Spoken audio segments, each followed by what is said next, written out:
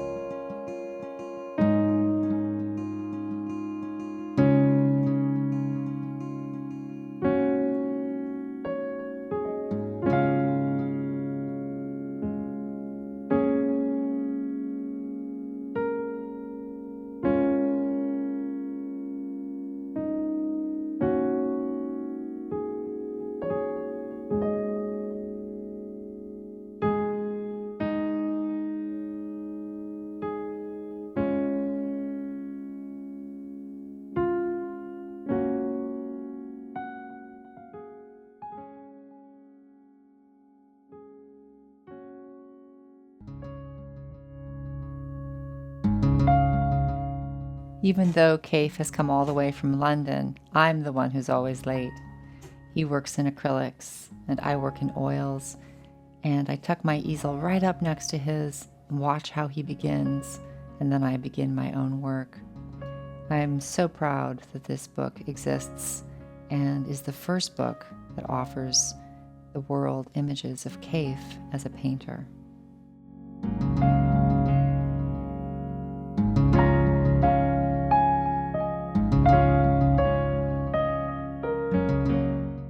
Welcome to everybody. I hope you enjoyed that wonderful video as everyone entered. We have about 1,500 people of you. It took us a few minutes to get everybody in. And if you missed part of the video, it will be on YouTube for you to view later. Hello and welcome. My name is Nancy Bavor, and I'm the director of the San Jose Museum of Quilts and Textiles. And I'm delighted today to introduce our presentation, Kaffe Fassett and Erin Lee Gafill, A Creative Conversation. For those of you who are joining for the first time, Textile Talks is a weekly virtual lecture series presented each Wednesday by 6 different textile and fiber art organizations: Studio Art Quilt Associates, the International Quilt Museum, Surface Design Association, Modern Quilt Guild, Quilt Alliance, and the San Jose Museum of Quilts and Textiles. Today's presentation and question and answer session will last about an hour. And if you'd like to ask a question, you can submit it in the Q&A area. Use that Q&A area rather than the chat because it's easiest for us to find it. And we'll get to those questions at the end of the presentation. We're very proud to be supported by the following sponsors who make this free lecture series possible. They are Aurifil, Handy Quilter, The Quilt Show, Misty Fuse, Artistic Artifacts, Schiffer Publishing, eQuilter, Moda Fabrics, 9 Patch Fabrics, Empty Spools Seminars, Quilt Mania, and C&T Publishing. And we thank them for their generosity, and I hope you'll patronize our sponsors. And so that we can continue to offer the talks for free, I hope you'll also consider making a donation to the presenting organization. And I'll put a link in the chat, or you can visit the San Jose Museum of Quilts and Textiles website. In a couple of minutes, we'll have our invited speakers talk about their creative partnership that's inspired their recent publication of Color Duets. There it is. A visual memoir chronicling Erin and Kaffe's decades-long collaboration. An exhibition of the same name will be on view at the Monterey Museum of Art in Monterey, California in May 2021.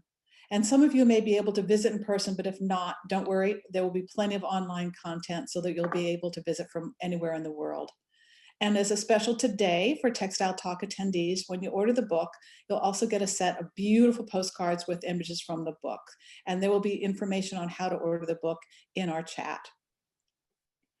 We'll also be sharing a link to some virtual events and happenings at the San Jose Museum of Quilts and Textiles that anywhere in the world you can participate in. We have a DIY tote bag digital workshop for a beginner sewist with Brooklyn-based designer Madia Muhammad on November 7th. It's great to share with kids of all ages. And we also have a continuing series of workshops with our newly launched Digital Artist in Residence program. And now I'm delighted to introduce our speakers, Erin Lee Gafill and Kaffe Fassett. So Kaffe almost really needs no introduction. He's dedicated the last 50 years of his life to the world of knitting, needlepoint, and patchwork, promoting these crafts through his own work and encouraging others to find their own creativity. He began his career as a fine art painter, and throughout his life, he's maintained a regular painting practice.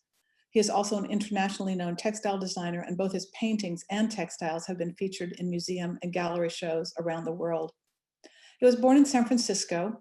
He spent his early years in Big Sur and has lived in London for over 50 years.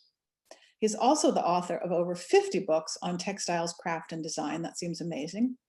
And in 2018, Kaffe was appointed as an honorary member of the Most Excellent Order of the British Empire. Wow, that's the first time I've gotten to introduce somebody like that.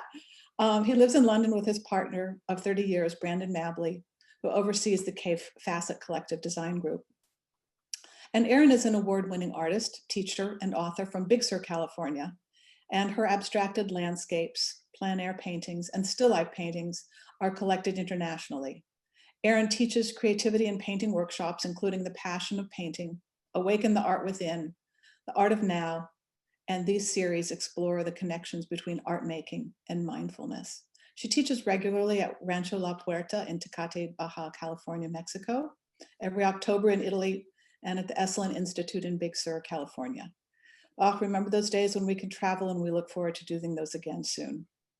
In 2008, Erin was honored as a champion of the arts by the Monterey Council for the Arts and the state of California. She's an artist member of the Carmel Art Association and is the author of the inspirational memoir, Drinking from a Cold Spring, A Little Book of Hope, now available through Amazon, and of course, Color Duets with her uncle, artist Kaffe Fassett. So we're excited to have them both here today to talk more about their years of creative collaboration. So take it away, Erin and Kaffe. Oh, wow. What an introduction. Thank you so much. And thank you for having us. We're so thrilled. And I'm so delighted that this is actually working and possible, because I'm always afraid that we won't be able to get enough people in the room. And there's a real hunger, I think, right now, especially for the kind of information that Color Duets and the work that Kaffe and I do in the world at large, just this connection between humanity and creativity. And Kaffe is going to join in with me on this slideshow. Kaffe is my uncle.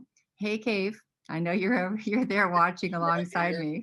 That was a beautiful introduction. Thank you. Wow.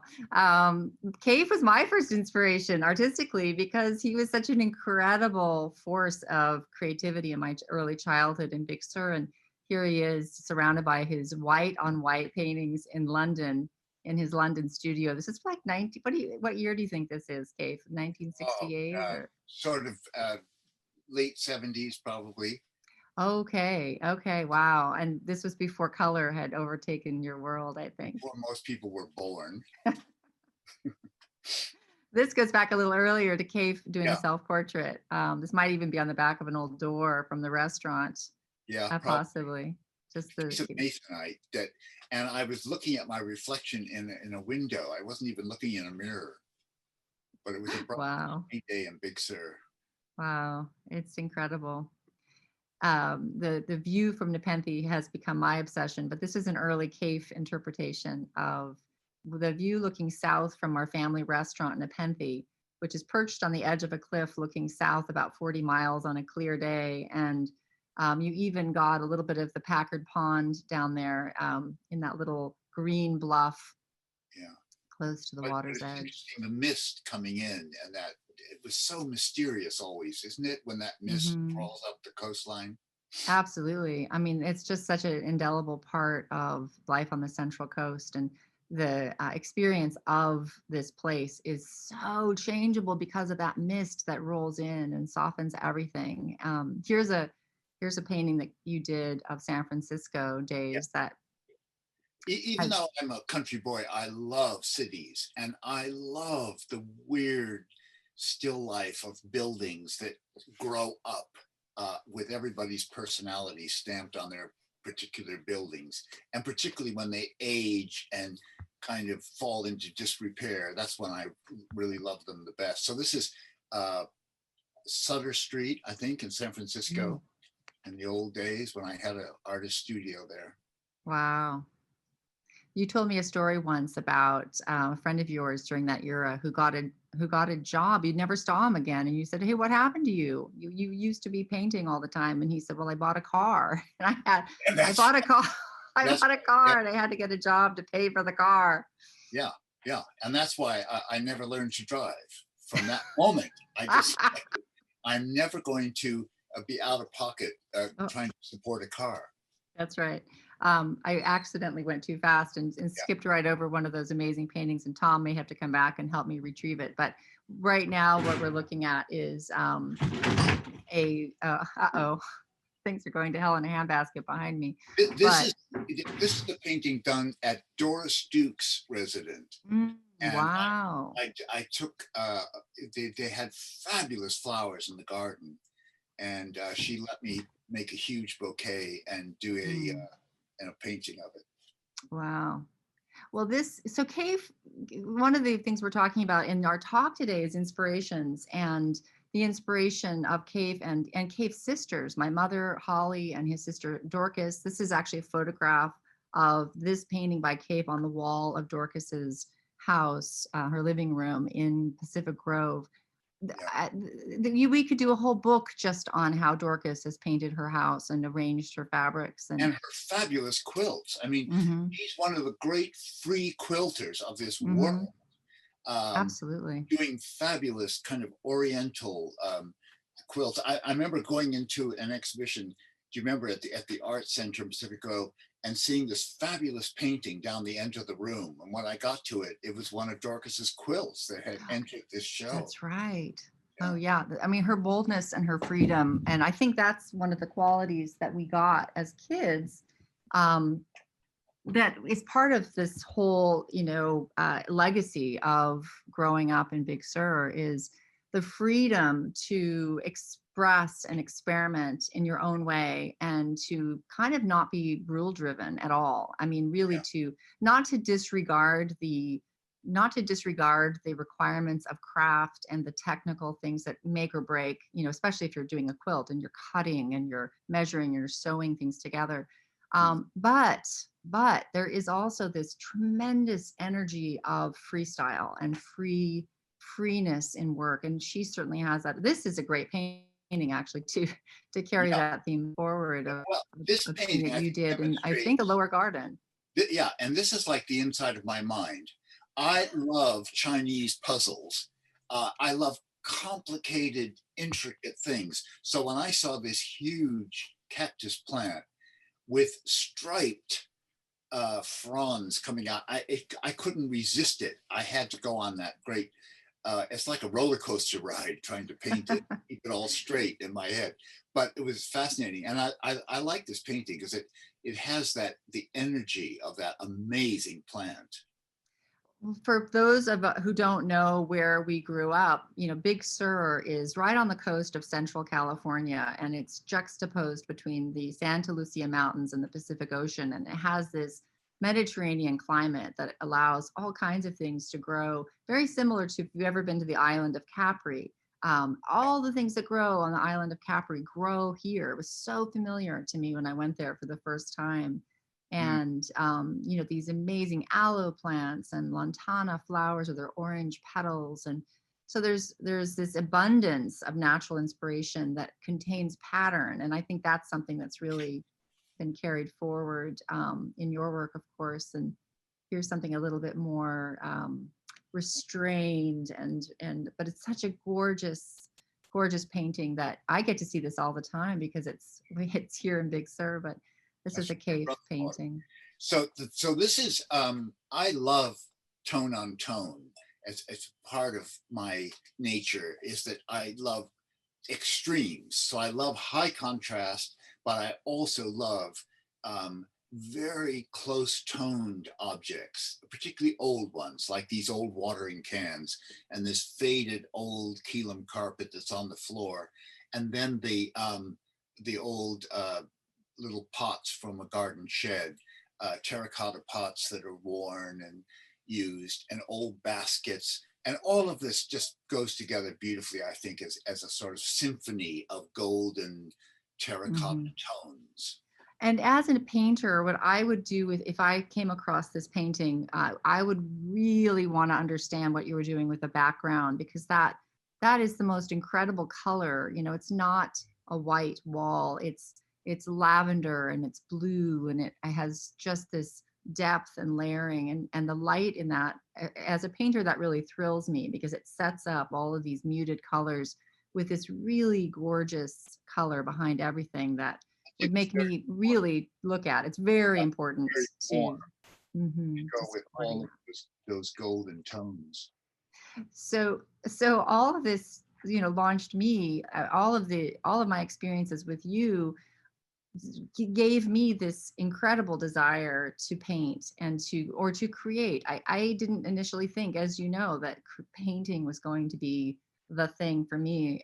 But when you would come home from your travels, I would just live for the stories you would tell of the world beyond Big Sur. And that desire to be part of that larger creative world kept coming back for me through writing, eventually through painting. I was really inspired by the landscape that we grew up in, but also by the textile world that Lolly, your mother, my grandmother, Yeah. there was always a kilim or a tapestry or something woven or knitted that snuck into my paintings, and I became really aware of structure within painting as kind of an underpinning. A lot of my early paintings, I feel like, could have been quilts. If I had been in the sewing world, I might have been taking Yeah. huge swaths of, fabric and Well, oh, this is a good example, I think, Erin, of that, mhm, that red penny, and this one too, of how textiles have taught us so much about color. Don't you feel that mhm. working with lumps of fabric or balls of yarn give you a gateway into the sensuality of color, almost, I mean, that instructs you as a painter, because I think it's very hard for a lot of Mhm. people to come to terms with color. But Absolutely. Because when you're knitting or when you're working with fabric, you see big color together, and then you go into paint it, or you're trying to paint something, and you get these little itsy bitsy, bits of color yeah, that end up getting kind of, lost.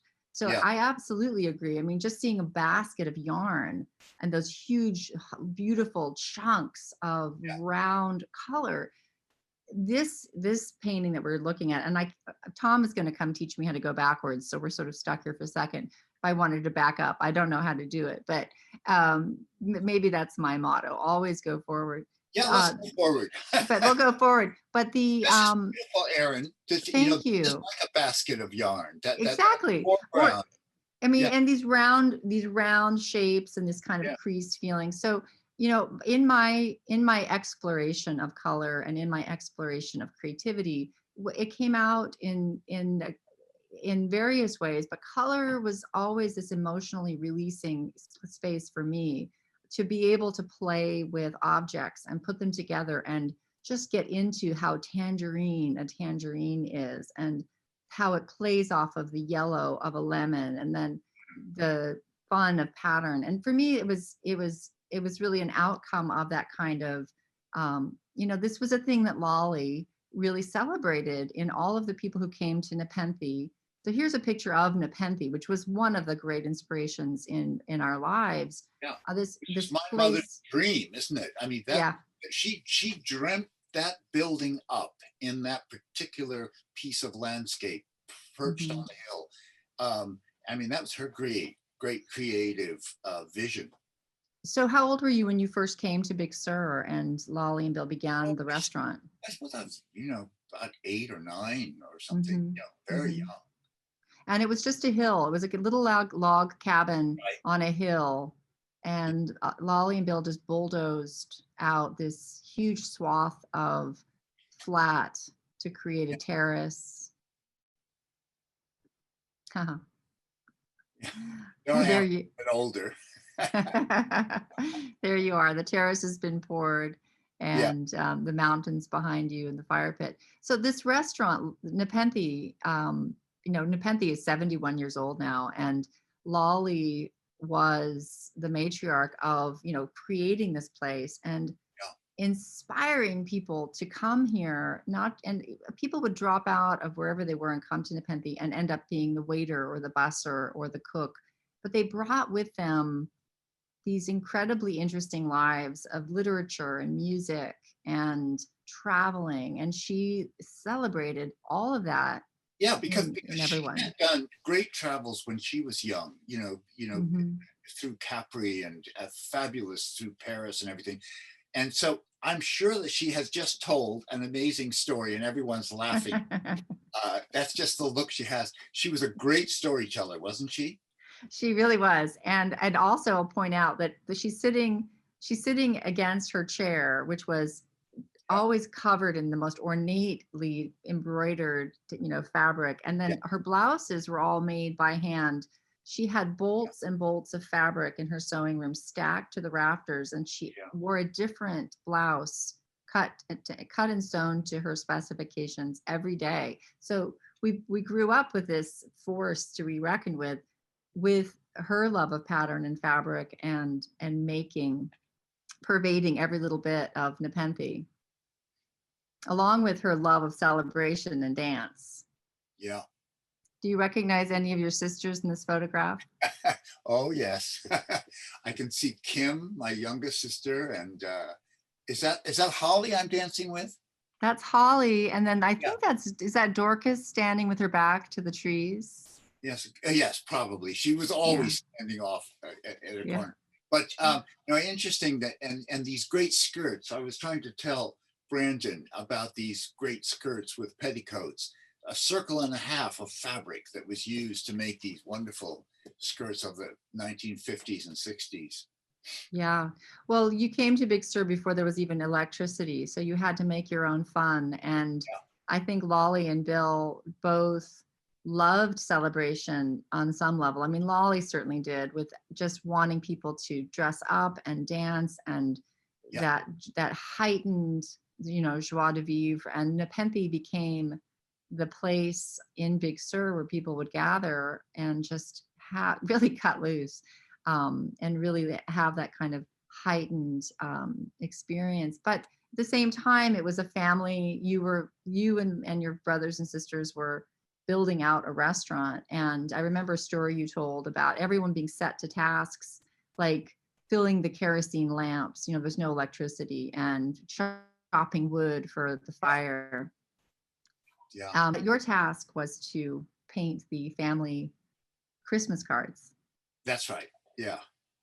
Yeah, I would sit down and hand paint all the Christmas cards, each one a little painting that went out into the world. And so I got out of a lot of hard work that everybody else was doing. But I think it's really a great example of the fact that Lolly really saw you, and Lolly really recognized that you had a talent and really encouraged it. And this was a family that was literally clearing the land and digging the ditches and putting up those rafters to build out this incredible restaurant, this physical structure, while you were all growing up. And so that in the midst of building a restaurant, and now it employs 120 people, so it's become this behemoth. But to recognize one of the children as being a creative entity, it's a huge thing, because she supported you in that flourishing. And here we've moved on to sort of more coming into Nepenthe again. Here we are sitting at the terrace with the baby blanket behind me. Blanket behind you. And these are blankets that everybody in the family would make a square, and then we would crochet them all together to make a blanket for the latest baby to enter the great clan of Fassets. That's right. Or whoever was having a baby in Big Sur would end up getting one of these blankets. And it's a wonderful community project where everybody makes this square and it gets stitched together. And you would can't come home too infrequently. So eventually I found my way to London, and this is me sitting on the deck of out of your bedroom, I think, having a little bowl of yogurt. Nice. I was thinking, where is that in Big Sur? But of course, it's London. It's London. My garden. So one of my turning points in my life as an artist was to go to you when I was, I think, 28. I left my little youngest child, Emily, behind with her dad and the babysitter, and just shadowed you and everything that you did. And we had so much fun. You dropped everything and took me all around. And this was the day we went off to see a play in the middle of the afternoon. I had just bought this dress in Portobello Road, and it was probably someone's wedding dress. And I'm sure I'm wearing it backwards, but we had an incredible adventure, and you really let me sit at your feet and follow you. If you did needlepoint, I did needlepoint. If you were painting, I was painting. And I think for an artist to have a living artist who you can just learn from and be guided by, and is a great gift. And for me, I was really gifted in having your example to follow. And this is an image of you and me together at an exhibition in Vancouver, when once again I abandoned my family and rushed off to celebrate your exhibition there. But to have the we as artists and as creative people, we're looking for these threads in our lives to to pull on and to follow, to keep us through the dark days. And here we are again now, back at the log cabin at Nepenthe, at the beginning of this project of Color Duets. And I bring us back to Lolly, because Lolly was so inspired by her grandmother, Jane Gallatin Powers. And Jane's, that's my mother, by the way. Lolly it was her nickname. That's right. Everybody called her. Everybody called her Lolly, or everybody called her Mom. Grandmother, isn't it? Yes, and this is a painting of Lolly by Lolly's grandmother, Jane Gallatin Powers. And it really celebrates in painting the adventures that Lolly was having in Italy when she was a young woman into her 20s. It was from those adventures that she came back to Big Sur and started Nepenthe. And Lolly was Jane's favorite model. Jane painted so many portraits of Lolly during those years that all ended up in a basement in Carmel and eventually have come back to light. But Jane Gallatin Powers was a really tremendous painter and studied with the Cubists. And a lot of the work she did is absolutely, you can see here, I mean, maybe it's hindsight is 2020, but you're looking back at her work now, and I absolutely see textiles and quilts and pattern upon pattern, that orderliness. She would have loved us getting into patchwork quilts and big knitted shawls and things. I think she would have, I seem to think that's very much her mood. Absolutely. And the modernism, I mean, of her time, in her time, she was very modern in how she was approaching painting. And I think of many of her paintings, this one in particular, really lends itself to, seeing color and seeing shape in that very big, very bold way. And, I think this idea of influences and what has influenced you, what has influenced me, what has influenced me through you, these ideas, we're constantly kind of trying to figure it out when we're not actually making something. This is one of Jane Gallatin Powers' paintings of Venice, which is so exquisite. And her use of color here is just absolutely beautiful. I mean, it actually really goes well with your background right now, with those really high sherbety tones. And for me as a painter, as a young mom, I had 2 kids. I'm trying to find my voice artistically while raising children, while working, while being part of the whole Nepenthe story. Just trying to figure out, well, what am I supposed to be doing? Just as this pull toward painting really kind of surprised me.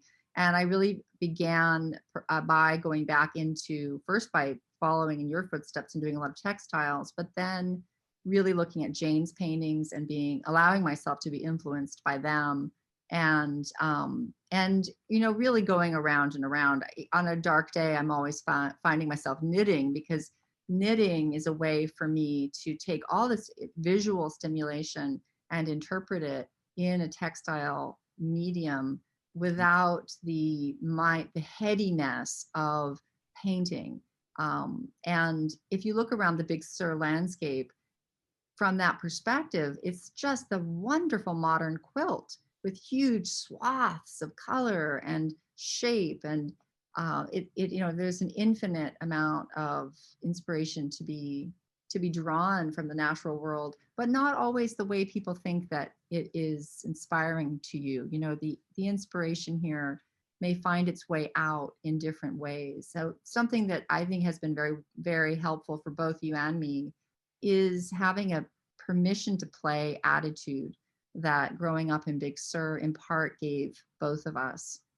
And I think as Americans, we're not stuck to a tradition. We're very eclectic gypsies who collect, Oriental things and Mexican things. And, we're influenced by the whole world of arts and decorative arts. Absolutely. I mean, we have a freedom of just give it a try and see what happens.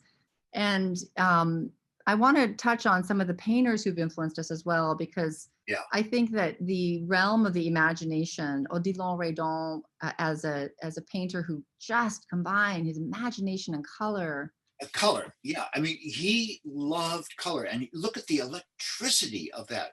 Imagine putting that incredible cobalt Mm, vase on top of that deep golden yellow. I mean, it's an amazing, shocking, exciting combination. mm, Um, and you know, he's the first painter I saw when I went to Paris when I was 18 years old. And the first exhibition I mm. went to was Redon, and I've never Wow. forgotten it. It had a huge effect. I heard that he painted a lot of his flower paintings when the flowers were just about dead because the Mm, color became more intense then. And it really mm. feels like that. Yeah. Oh yeah. I just, and to the bravery. I mean, just the freedom to Yeah, combine these colors and the wow that you get out of them. yeah, And you know, then we go to Morandi. Giorgio Morandi was this Italian painter whose colors were so interestingly weird and neutralized, and yet you know, you see this had shock. probably a bigger effect on me than anyone Mhm. because he was so pared down. He was like a priest sitting in a room. Don't go too fast with these. They're so beautiful. Yeah. You know, these beautiful still lives of, Hmm. he had a little collection of objects that he brought out and painted over and over and over again. Um, Hmm. I mean, he would have been a perfect lockdown victim because he just sat in one room and just painted and painted and painted the same objects and Hmm. brought out of them the theater of form in a Hmm. way that really inspired me to just do endless white still lifes. When I started painting, I did nothing but white on Hmm. white. I wasn't interested in color at all because of Morandi. Hmm. And then Yeah. began to get more taking those forms into color, which you can see here. I'm playing with all these shades of green. Yeah, I mean, his approach was so instructive because he worked with the same objects, as you said, again and again and again, and it was really that kind of idea that in you know, in our creation of color duets. This is an image of you and Holly. This is a photograph of Holly, my mother, and Kaffe together when they were in their early teens, about 30 or so years ago. My mother began painting and invited us to join her in her home in Big Sur.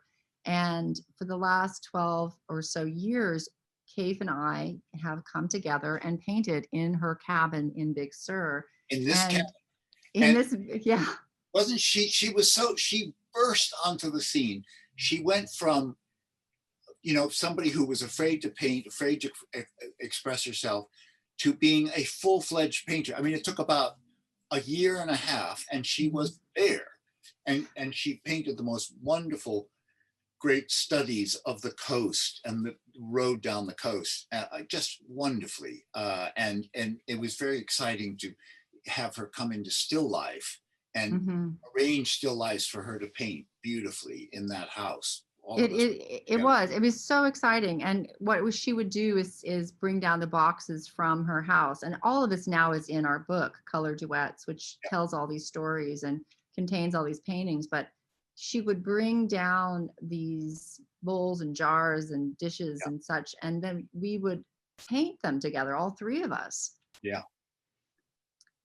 um, it's like funny because these first two that we're starting with are actually from our last time painting together, which was In in London. London almost 2 years ago, year and a half ago. But this experience of just taking the same objects and arranging them and looking at them and painting them again and again and again is So there really was borrowed painting and from. then my painting.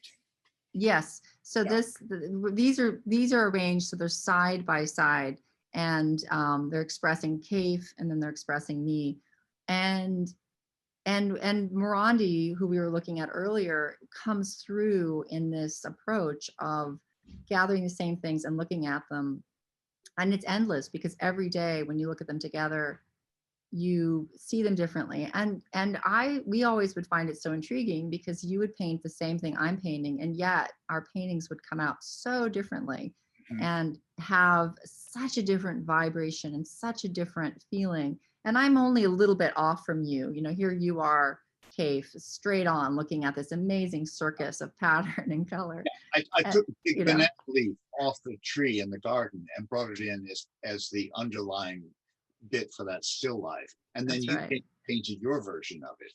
Right, which is probably more realistic in the sense that it's sort of dying and going into this very, muted space. But um, it's really, it's really fascinating. I mean, we continue to be amazed at how each of us sees things so differently. And the treat for me of you setting up a still life and then giving me the opportunity to paint Yeah, I it. thought that was mine, suddenly looking I, at it. that was mine. That was mine. Here's That's yours. yours and here's mine. Yeah. That's right. And there are qualities that just are really elusive to me that I see in your work. And even though I try so hard to study exactly what you're doing, I end up going my own way each time. So we never get bored. I mean, a painter can never be bored. So here's you painting Here's me and here's you. sunflowers. And we have so much fun doing this. I can't believe that we haven't been able, for all the reasons we all know with COVID-19 and no traveling and all that. But just going through these paintings together and seeing the Yeah, that was years, very interesting. Those that two was, paintings, because they were both thinking about rust, the whole yes. fabulous world of rust. And then here And you're doing hat boxes as a quilt. Wonderful. Yes, this is from your first book on quilts and using all of my grandmother Lolly in our house in Big Sur, a box filled to the brim with old remnants of fabrics. So I stole as much out of that as I possibly could. And so I became an artist around raising children. I have 2 kids and I could make this block by block and get 20 minutes of sewing done or 20 minutes of designing done and then zip off. And what's wonderful about textiles is that for me, as in that light, is that I can interpret something that I'm very excited by that you've shared with me or that I've seen. You know, this sweater here is a sweater I knit based on a little sweater you made for my daughter Emily. And when she outgrew it, I was devastated. So I had to make my own version of it even bigger. And it's photographed on an interpretation of one of your quilts as well. And handwork, it gives us that access to color. And it also gives us this way of working when we have to just grab 20 minutes, and then dash off to do something else. So for a parent or for someone who's, juggling multiple projects, there's utility in that. That's kind of great. You recognize this, I'm sure. A big, huge flower. It's funny. That's a flower that comes back and back in my designing. I love it. I took it off an old brocade in Canada at a museum. And so I've used that image over and over, many, many different moods and scales. So beautiful. It gives you so many possibilities. And, this is my obsession is the Persian poppies, which is from your book. I think this first knitting book, from your first knitting book, and also Pattern Library. And I have been obsessed with revisiting this again and again. I think pattern, and this is a detail from the stone wall that you made, which is at Nepenthe, and my mom's, bowls of ice cream bowls, and this is it from a shirt you gave me from long ago. Just pattern and color and the natural world are these great inspirations that we can end. This is a series of paintings I made, just taking the same idea and doing it again and again. And all of this is in Color Duets. But since Color Duets, I wanted to take us a little bit on a memory lane because we all went to Italy together many years ago this is my son Shai, who's now 37. And we had a great adventure with you, Kaffe and Brandon, Tom and Chai and Emily in Venice. This is Brandon and Kaffe. And it was such an incredible week. And we were so inspired by everything that we were doing there and the sights that we were seeing, and Emily with her fascination with pigeons. And then on our very last day in Italy, Kaffe, you and Brandon thought you had to leave a day earlier than you did, and you left. And we were just bereft. We just felt so hollow and so sad. So we took a long boat ride to the island of Burano, which was like an hour and 45-minute boat ride from where we were staying. And we arrived in this this village on this island that was just chock full of incredible houses painted every imaginable color. And if you hadn't left a day earlier, you would have been with us on that day. But we went back a year and a half ago and photographed. I mean, you could just spend the rest of your life photographing this island and being inspired every time you turn a corner. And when we were last visiting you in London, I remember you saying that you were trying to figure out where to go in Italy. Yeah. For your next book. I wanted to find a location in Italy that I could photograph very colorful quilts. And we went to Sicily, which was gorgeous, beautiful stone carvings and everything, but everything was stone bone color. So it was very monochrome and very difficult. And you showed me these pictures of Burano and I went mad. I said, that's the saturated color I want. And so we went and did a recce there and decided that's where we're going to do our book, Quilts and Burano. So it was very, very exciting that you showed me the way to this place that was so full of color. And of course, you're finding the wonderful old corroded corners, which we did too. We like a bit of texture. Yeah, well, we love that. We love those old walls and those incredible, just hot colors. And you can see the bright colors in my fabrics just went perfectly with this background.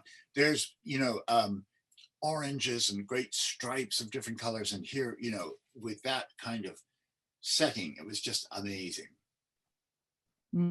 It's wonderful to see your quilts in this location because it gives you the opportunity to make the connection when you're designing something between the inspiration and an outcome. And also these juxtapositions they are so evocative, and the found things like that broom that you have. Well, this was so amazing about this picture. It was a very dark quilt. We couldn't find the perfect location, and suddenly I thought this green wall was just perfect, and the gold behind it was wonderful. But then we needed something, just an extra little element, and there stood a little broom that was the perfect colors to go with the walls and the quilt. And so that's the kind of thing that happens on our locations. We're out with a suitcase full of quilts in a wilderness and we find beautiful props.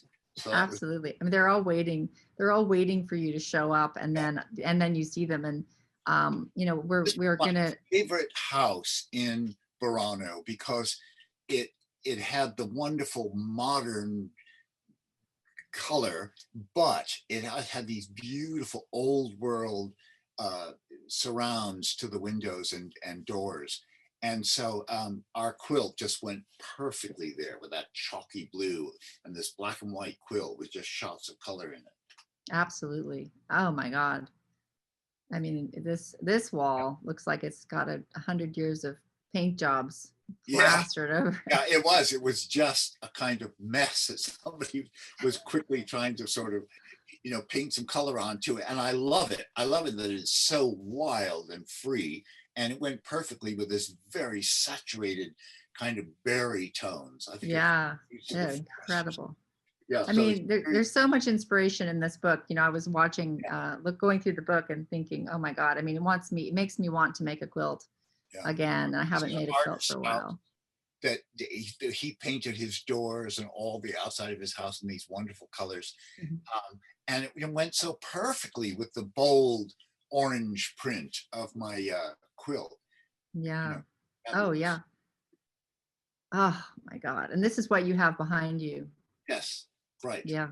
So this is an incredibly strong, wild quilt, but it just looks quite normal there against this beautiful kind of chalky green, just cool green background.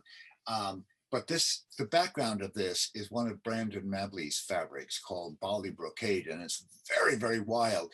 And it was very strong decision to put this great big star, intricate star on top of this very strong background.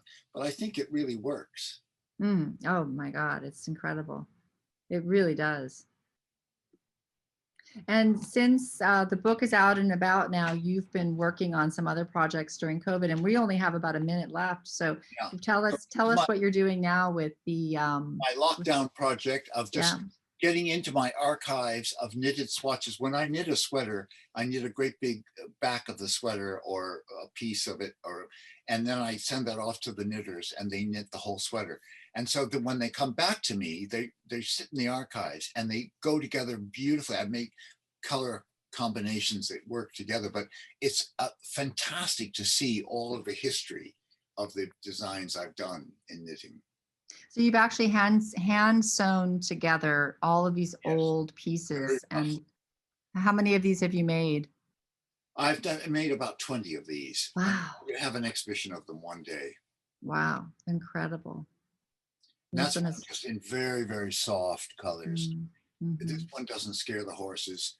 Kind of shabby, elegant, chalky, and geometrics. I love geometrics, the zigzags and the yes, architecture that are in this. And there's Persian poppy right in the middle, the pattern that you love so much.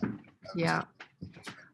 Well, and I would say as we're wrapping this up, Kaffe's book Quilts and Burano is available now. It's absolutely inspiring. Color Duets is available as well, and for painters, for any medium, any artists. What is so instructive to me about Kaffe's most recent thing of taking his small samples and stitching them together is that I'm going to stop screen sharing now. Yes. Okay.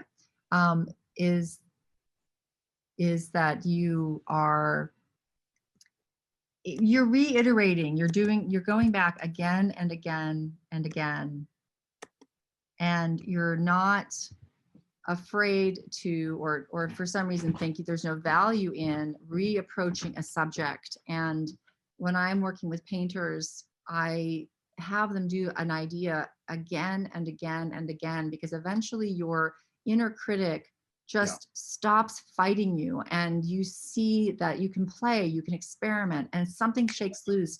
And when I see the energy and the time and the work you put in to doing the same pattern from a different colorway, a different take on it, the value in that is so obvious, and it's so instructive to any artist in any medium. But it's difficult for people to digest that idea, to go back and visit something again, that you always find something new. Like, I love to see a good film 5 or 6 times. I want to go back and notice every little detail in the styling of it, in the locations, in the costumes, in the hand movements, and whatever.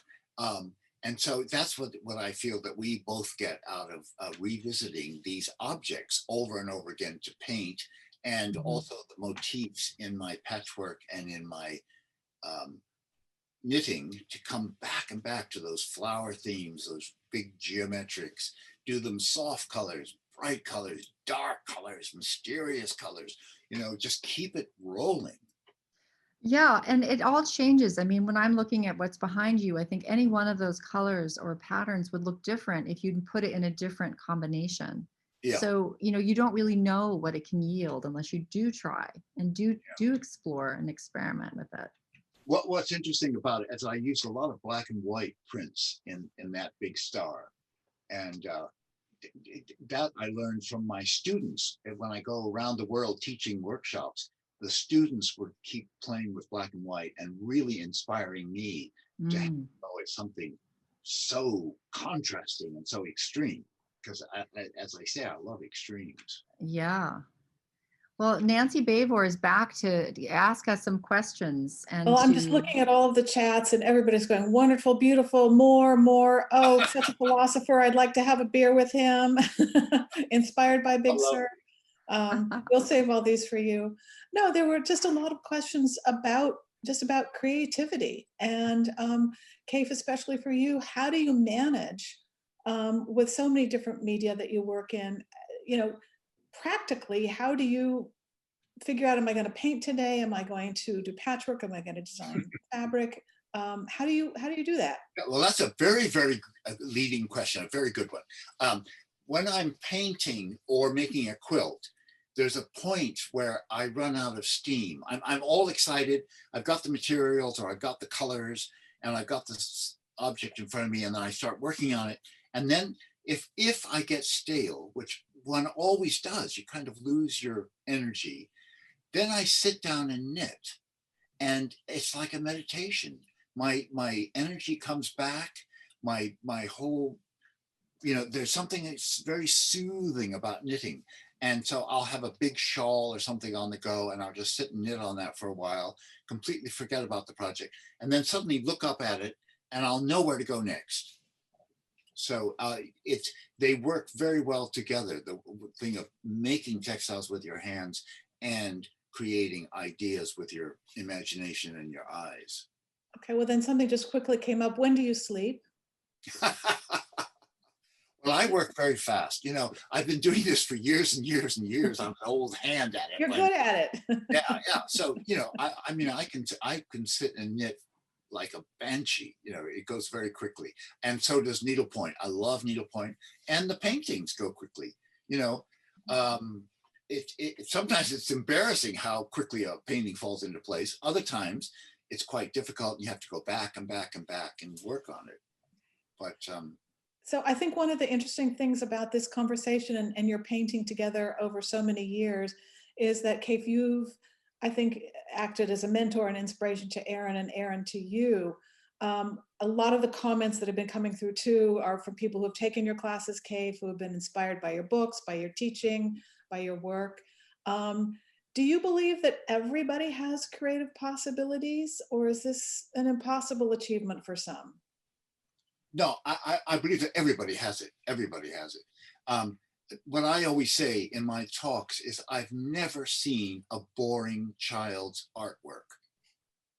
Every child's artwork is immediate and emotional and funny. Wit is very important in life. And so I think that there's something about finding the child in yourselves. And some people just get far too grown up, and they get, oh, I can't be doing with that. So learning how to play, come back to being a child is very important. And, with a little encouragement, you can bring people back. I find, you make them realize that color is important. Pattern is playful, and, play with those elements in life, and don't be afraid to have a good time. I love that. Fearless and the child within. Mm. So Erin, have you, it seems like with your teaching and your books, your writing, you are kind of carrying on that family tradition of mentoring. What is kind of your approach for inspiring and helping people find their creative person within?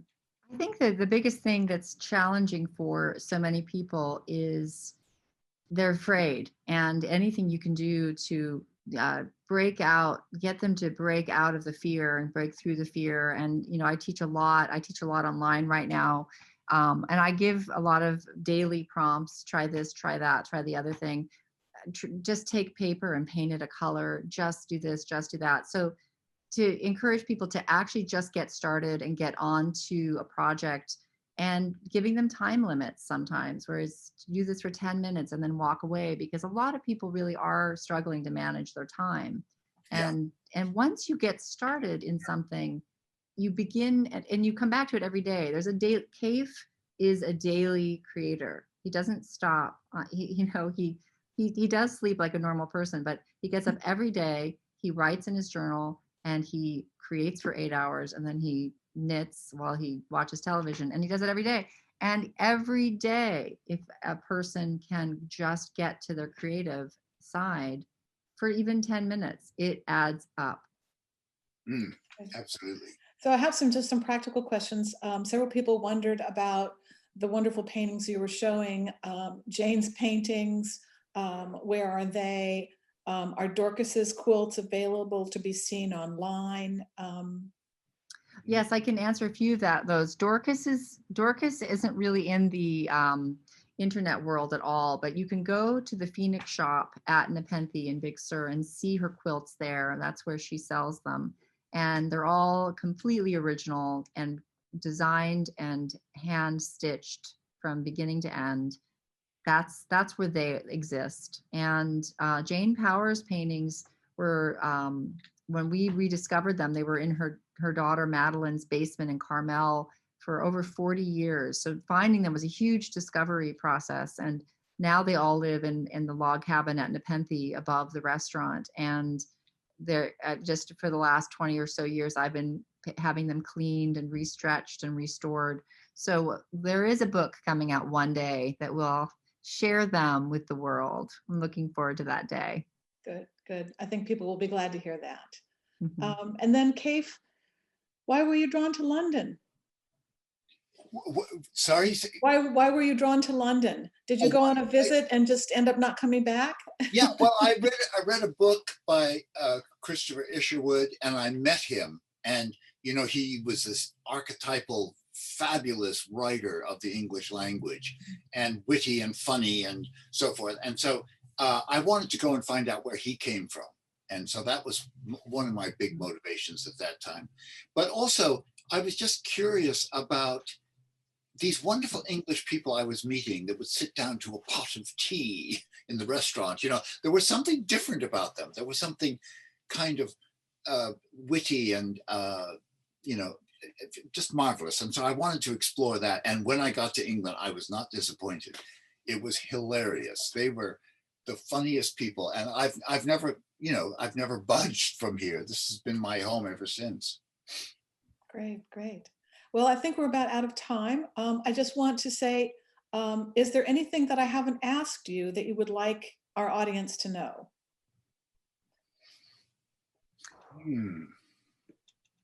I think that thing that Erin said about timing is very important. Giving yourself a time limit to do something. We found that people were completely lost in our workshops until we said, by 11 o'clock, you're going to have this much done on this quilt. And by, you know, 1 o'clock in the afternoon, you're going to have this much. And they liked that, and they got everything done because they made themselves just get it done and get over their fear. Mhm. Fear is a big thing, and getting over it is a huge thing. And I'll say one thing I learned from one of Kate's quilt workshops, which somebody would put one or two things up on a design wall and then ask Kate, "What do you think? You know, how's my quilt going?" And he'd say, "I don't know, because I don't have, there's nothing for me to really see yet." And I thought, okay, that's really interesting. First of all, getting something up on a wall, if you're designing a quilt, and getting enough information on the page. If it's a painting, then it's paint. If it's a quilt, then it's fabric choices, to actually get a reaction and to respond to something.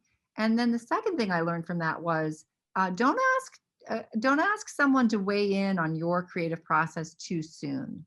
Yeah. This is very internal, and you as the artist have a lot of work to do for you to feel it's working. If you ask someone else what they think, they don't have any idea if it's working for you. So they could throw you very far off of what you are actually trying to do. That's great advice. Okay, somebody just said, all right, everybody, get to work. Thank you so much. Perfect reaction. That's what I like. Thank you again, Erin and Kaffe, and all of you who are attending. We'll be sharing this presentation, as we said, on YouTube. And if you enjoyed the talk and you'd like to donate to one of our organizations, that would be great. We thank all of our sponsors. And again, thank you so much for joining us, Kaffe and Erin. This was wonderful. Well, I think everybody's inspired and ready to do something great. Good. I'll say hooray for museums, and I can't wait for the day when you're all open and we can come in great, you know, because you're a very, very important part of the art world. Thank you. Thank you. We think so too. Okay. Thank you so much for joining us. And thank you both for being here. Thank you. All right. Thanks for having us.